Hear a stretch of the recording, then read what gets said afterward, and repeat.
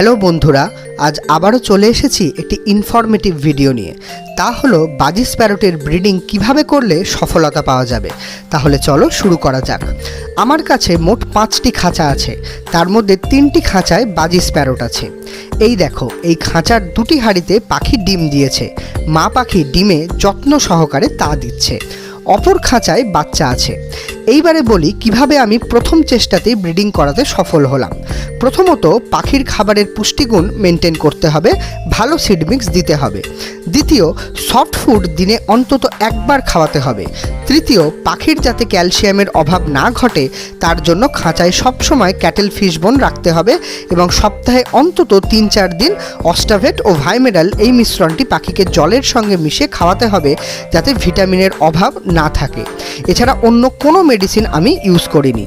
এই দেখো কত সুন্দর কালার হয়েছে আমার পাখির। দেখা হচ্ছে